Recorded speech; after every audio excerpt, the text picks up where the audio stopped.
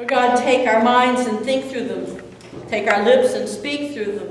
Take our hearts and set them on fire with love for you. Amen. I was reading something on the internet the other day about cliches and how they stick with us generation after generation after generation, and how they usually have some truth that they originally expressed, but it seems to be a truth that carries over, and I guess that's why they stick with them. I mean, cliches like a stitch in time saves nine. I used to hear that all the time when I was a little girl. It was my grandmother's favorite. Or things that may have come out, I don't know, maybe it came out of the Depression, when the going gets tough, the tough get going. You heard that one?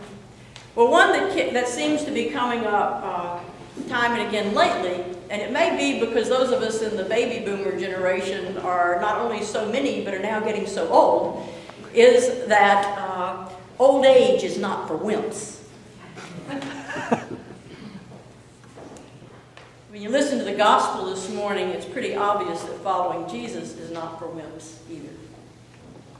It's a hard gospel. It begins with Jesus saying, "Whoever comes to me and does not hate father and mother, wife and children, brothers and sisters, yes, and even life itself, cannot follow me." Because that's what it means to be a disciple. It doesn't mean to be one of the 12. It means to follow him. What today we would call being a Christian. And so if we put it in today's language, whoever comes to me and does not hate father, mother, wife, and children, brothers and sisters, yes, even life itself, cannot be a Christian. Oh, whoops. And then it ends with these words. So therefore none of you can become my disciple. Therefore none of you can really be a Christian if you do not give up all your possessions. Well, there he wipes out two of what's usually the most important things to most of us in this saying, the loved ones in our life and our possessions. It's a hard saying, and it's hard to know what to do with it. But of course, Jesus didn't mean for us to take those two sayings literally. He didn't really mean for us to hate the way we think of hating our mother and father and sister and brother and all our loved ones. He didn't mean that. And neither did he probably literally mean to give up all of our possessions. He didn't mean for us to take those words literally, but he did mean for us to take them seriously. He did mean for us to take them seriously. Because what he was trying to say, his point was that if you really follow this way of God that I am showing you, it's going to shake up everything in your life. It's going to shake up somehow the things that you have always thought were the most important things. It's going to shake up the neat little world that you have carved out for yourself. It wasn't much different from what the prophet Jeremiah was saying in the reading that we heard first today. When through Jeremiah, the Lord God says, I will pluck up and I will break down, and then I will build up and I will plant. In other words, the way of God is this shaking up.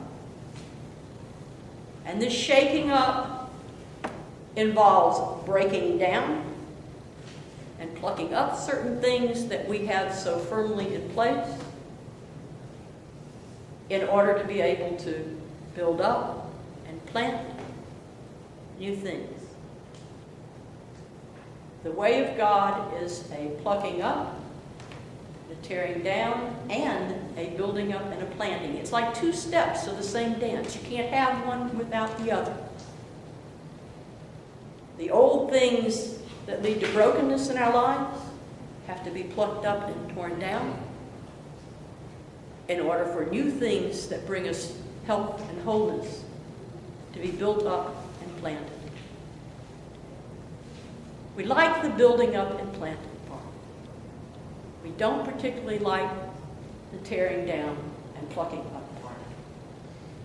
And it comes upon us in many different ways throughout the course of a lifetime. For example, it will come upon a high-powered businessman who has a heart attack and then has to pluck up and tear down the entire lifestyle that he is so accustomed to living. The way he eats, the way he uses his time, what he worries about. It is a plucking up, tearing down of that lifestyle before a new lifestyle can be built. He has to be able to let go of it.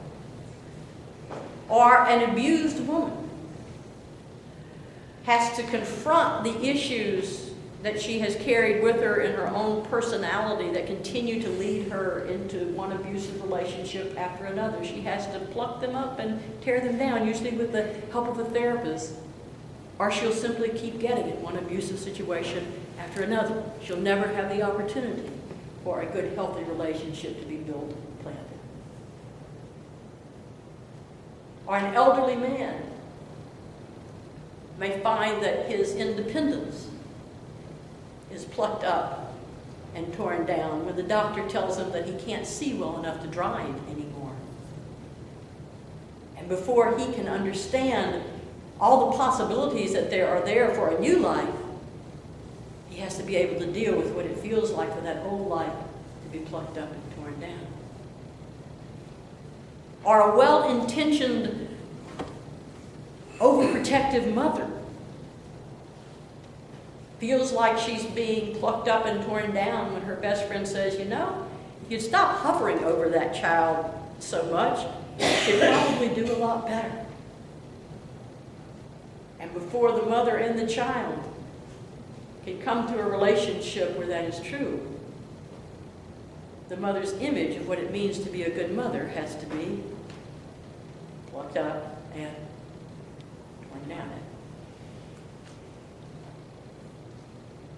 Over and over, it's a cycle and a process that we go through in life.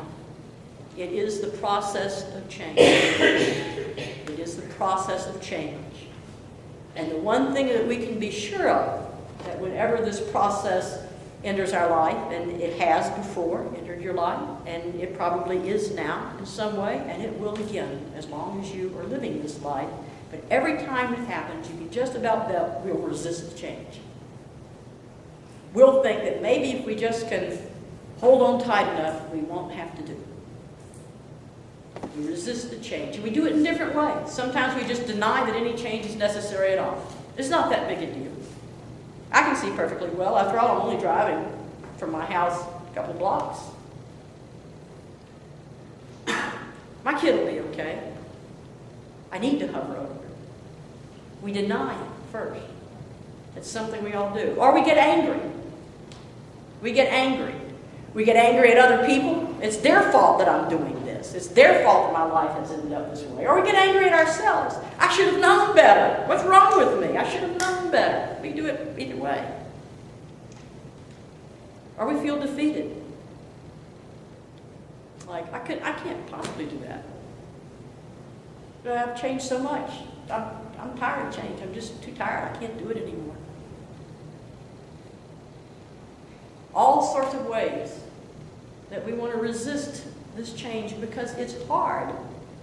Especially the breaking down and the plucking up part. It's hard. It hits us where we live. It's difficult. We don't want to do it. And yet it's part of what we have to do if we continue to live our lives. And I think this is what Jesus was saying. It's going to be hard. Living life in a way that follows me is going to be hard. Living life just period is going to be hard. And you need to understand that. That's why for me, one of the most helpful images in my own life when I'm in the middle of these plucking up and tearing down parts of change especially, has been the image we read about in Jeremiah of God as potter.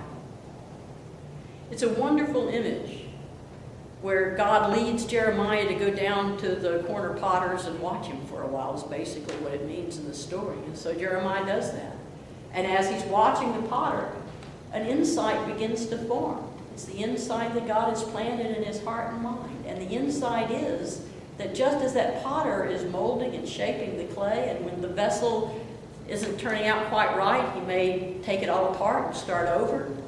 just as that happened, so God works with us as nations, as kingdoms in that time, as individuals, as churches. So God works and reworks and shapes and reshapes us.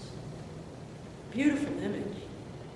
It hit home to me mostly years ago when I went to a retreat. And this passage was read to us. And then we were each given a lump of Play-Doh. And we were told to just start playing with the Play-Doh while they read the passage again. And we did.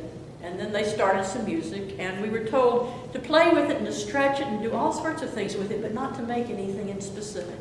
Just to experience the Play-Doh. And so the music went on, and we all did that. We stretched, and we pulled, and we rolled, and we punched, and we shaped, and we reshaped, and we did all this stuff. And then after that, we met in small groups to talk about it and what the experience had been like. And this one guy who was really this sort of high-powered super achiever held up a perfect bowl that he had made. And he said, well, I made this bowl because I was not going to do an exercise where there was no purpose to it and where there was no end result. So I made this bowl so I would have some purpose. And then this young woman sitting next to him looked over at him kind of like this, and she said, but the purpose of the exercise was the process of working and reworking. The purpose of the exercise was not the end result. It was the process of working and reworking, and that connected with me somehow. It connected with me because I think so many times I, like you and other people, we're so trying to get some end result for ourselves and for our lives, and we think we've gotten there, and then we want to hold on to that, and then that changes, and we think it shouldn't have changed because, gosh, we got the end result. We had our perfect bowl. And now you're asking me to put it back together and do something else with it? But the purpose is not the end result that we come up with at different stages in our life. Purpose is the process. The process of letting God continue to work with us. And sometimes that's difficult. Sometimes that's painful. But it always involves a building up and planting. If we allow what we have already built up and planted ourselves to be plucked up and torn down. Because in the end, we're not the potter. God is the potter. We are the clay.